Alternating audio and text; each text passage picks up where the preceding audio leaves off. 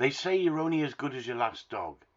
Well, let's analyse that, shall we, and look at these two dogs working the rabbit pen and see what you think. The first little bitch, she was soft, easygoing, lovely nature, but doesn't have the drive look. And we got to put the drive into her. If you suppress that drive to start with, then you destroy what you could have had. I guarantee it, because we've done it. I've done it as a trainer over the years and learnt from it.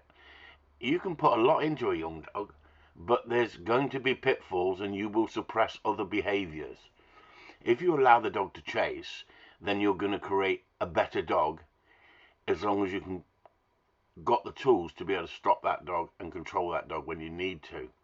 But it's going to be harder because you've created desire. Now, some dogs are born with desire and drive, and some have to be pushed or let given time. So now let's look at this dog. This dog is another young dog, absolutely buzzing, wants it, got drive and desire.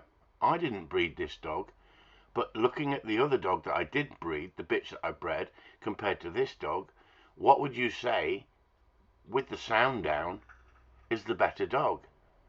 Is the bitch the better dog, or is the dog the better dog? Look at the dog's tail in this one, up in the air like a big flag, but look at the drive and desire this dog's got compared to the bitch, right?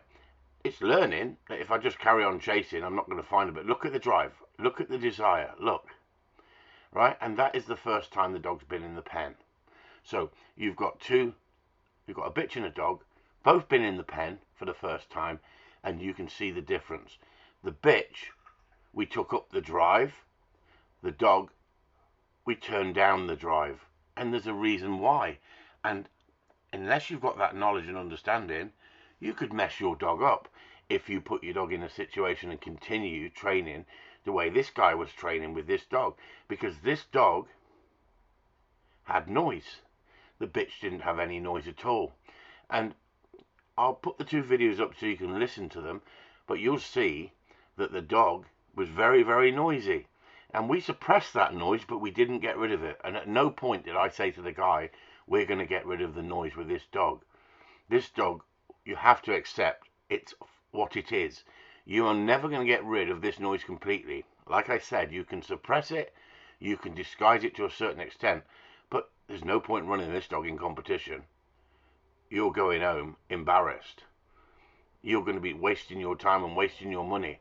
But if you just wanted a little shooting dog, you can suppress that noise and not have such a noisy dog. But does the noise really bother you? Now, some people it would and some wouldn't. Do you want that dog sitting there whining off the lead at your side when you're on a peg?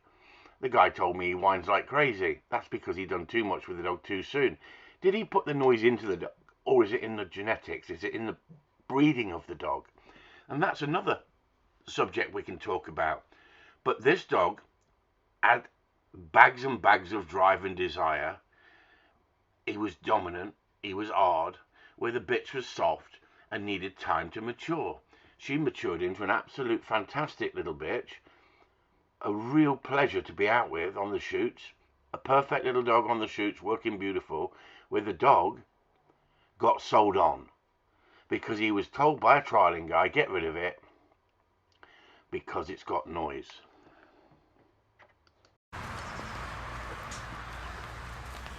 So there's a dog, Steve, that a minute ago wasn't interested. She is now. And we're letting her, see, on purpose. We're letting her chase. We want her to get in there. We don't want her to catch it. The rabbits are pretty quick. We don't want her to catch it. If she does, we're not going to make a big thing of it, but we don't want her to. The rabbits are taught to get away from the dog and be quick, right? Once she's going at such a pace that she's got a loads of desire, and that's like the first chase she's had, look, and she's interested, isn't she now, look? Certainly is. Look how quick, that's because the breeding's right, look. There you go, look. We give the rabbit plenty of places to get to, see, to get away from the dog. It's not just a flat-out chase, we want the dog to hunt for the rabbit. Okay, Steve. Let's look for the black. You look for the black one.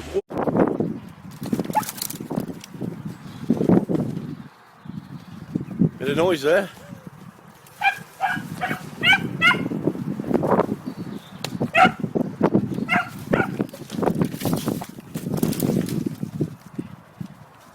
That's why we say nothing to the dog at all. The dog will go up the gears hunting. When it starts to crash through the cover without even thinking about it, you know it's an out-and-out hunting machine. Yeah. When it starts to run around looking for them,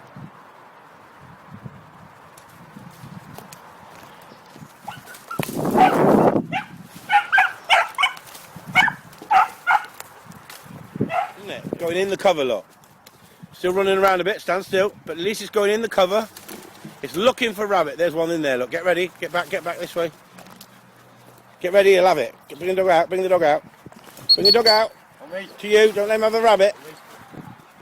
Stand still. So you've got to just stand still and read the dog. Let the dog get into the chase.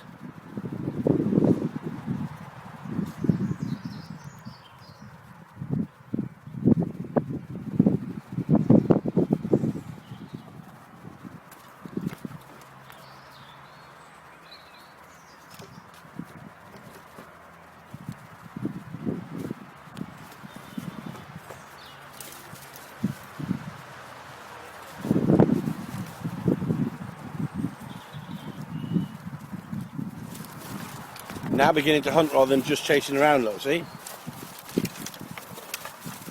Moved on, didn't it? Yeah. But now beginning to hunt, look. So it's slowing the dog down, hunting where you want to hunt. So if we move this way now, pip, pip. That's it.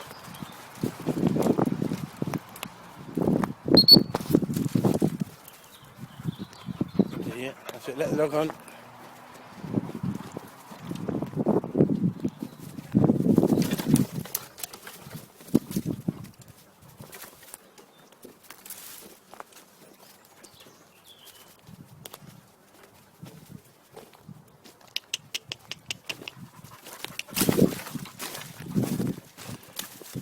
Hang on, there's rabbits in here, see? Now it's hunting nicely.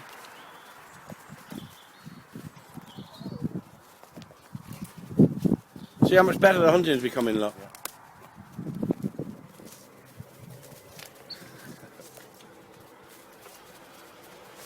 But at least the dog's not running around now, just running. It's actually hunting for the rabbits now, look.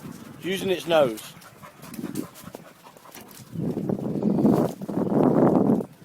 So like I say, you're only as good as your last dog. What if your last dog just doesn't have that driving desire of the dog you had before?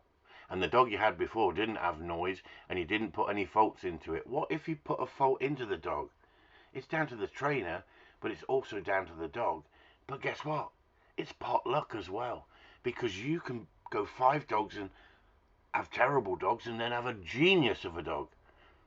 A brilliant dog that gels with you. But some people are lucky. They have dog after dog that's good. But it doesn't mean it's their best dog. I've never heard such rubbish in my life. But people tell you things when they have not got a clue. So Patreon members, here's the question. Let's just say you bought the black and white dog as a puppy. And you never heard it make a noise. And you put it in the rabbit pen. And you heard it making noise like that. What are you going to do? Are you going to say, I'm only as good as my last dog? Or are you going to get rid of it? Because you know you're wasting your time. Or are you going to keep it because you've bought it? You've loved it as a puppy. Now it's 12 months old. And you stick it in a rabbit pen, it does that to you. Each to their own, I say. But it's a good question to ask. Because that question says you're only as good as your last dog. Imagine taking that dog on a shoot. You send your dog for a retrieve and it starts barking its friggin' head off like that with excitement. This is a bad case.